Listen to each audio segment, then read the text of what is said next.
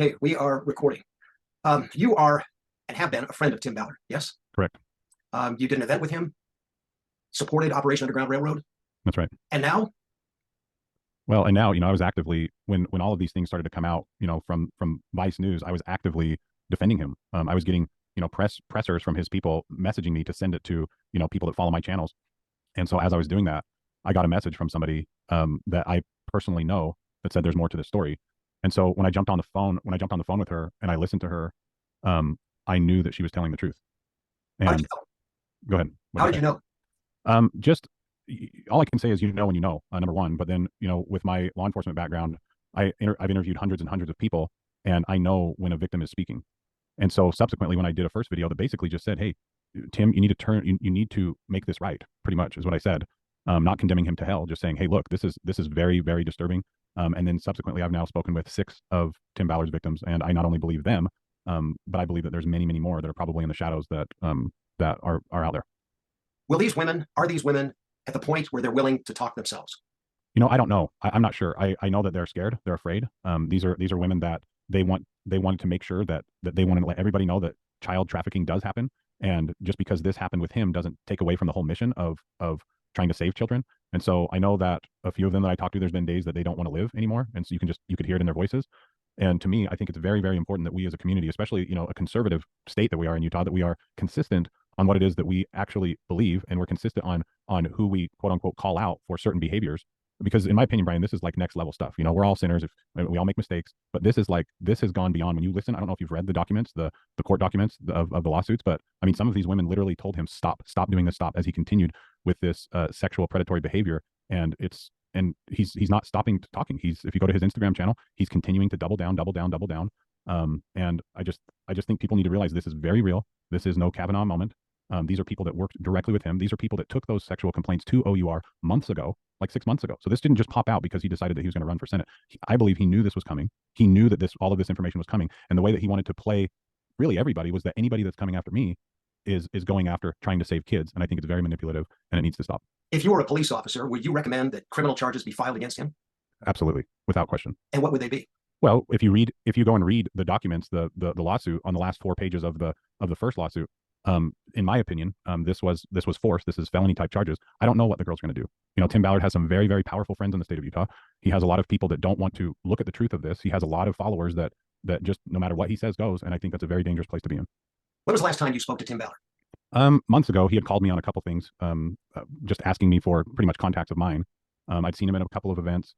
This has been absolutely devastating to me because I wanted him to be the person that he said he was, right? I wanted him to be this, we need beacons, we need hope in the world. And to me, I just believe that I don't know where he went off path, but I think that he looked into this abyss a little too long, that he became the very thing that he was hoping to stop. Have you tried to contact him recently? I have not. I had talked to one of his team, I guess, in his camp a little while ago, trying to at least try to get an interview, and that didn't happen. But then I just started getting messages from people in his camp telling me that I'm duped, I'm deceived, stop this, and I knew that wasn't going to go too well. And in terms of the women who don't want to live anymore, you said you heard it in their voice. Did they also say that to you directly? Yeah, there's days that they just don't want to exist.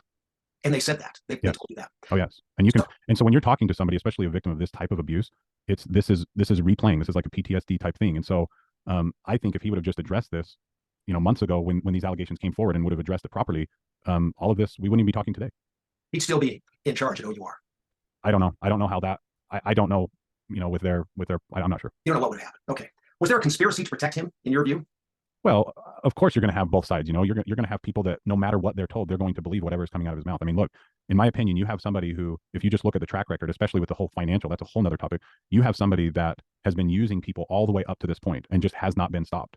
The people that he'll connect with, become best friends with, from people in law enforcement in this community, all the way up to people, church leaders, all the way up to the former president of the United States. I mean, this is somebody that is very strategic. He's very, very, very manipulative. And in my opinion, we have a duty as a society to say enough is enough. We've spoken a little bit about this already, but in terms of the reaction to these allegations against him, are you surprised by the kinds of comments that you're hearing from some people? And if so, why are you surprised? I didn't want to get involved in this, but I felt when I spoke to these people that I had an absolute duty to, because once I heard these stories and once I knew with my personal investigation that I did, I knew there was going to be pushback, but I didn't understand the depth of the pushback from people that believe the same way I believe. I mean, I'm getting called pedophile on my own channels. And that's because I believe Tim has set the stage for anybody that's coming against him. That's exactly what he wants people to think, which is, again, very manipulative, dangerous position to be in. And so the comments have been really sad because I just don't think people can see through the cognitive dissonance at the truth. I recommend reading those documents. I recommend seeing all of the circumstantial evidence, a lot of circumstantial evidence on this case, multiple people, not just one person, not just two people from his organization, not just three, not just four, not just five. The last lawsuit that just dropped, it was his personal assistant.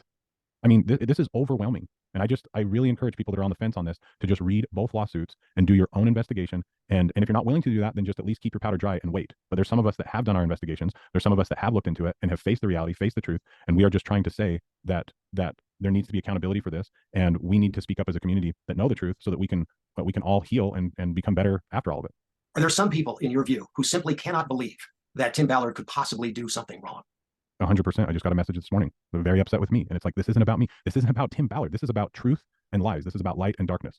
And in my opinion, this is a huge test for all of us, especially as Christian conservatives. What are we willing to accept in our society in order to save a kid? So is the feeling, from your perspective, that some people say, hey, he's one of us. We can't go after someone who's one of us, even if he's accused of doing all these. Yes. I've had messages like, even if these things happen, at least we saved kids. And to me, the ends do not justify the means.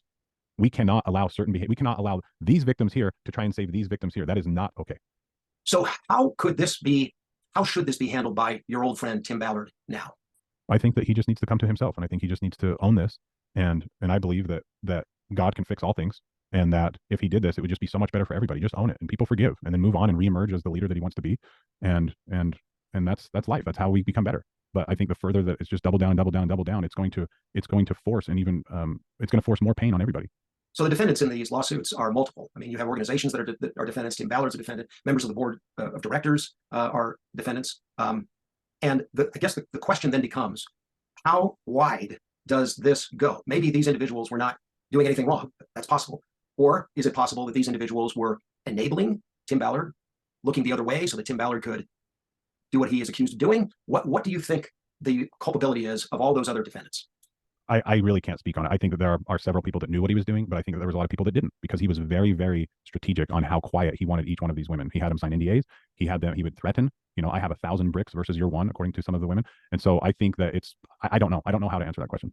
So the people who did know, who else do you think knew?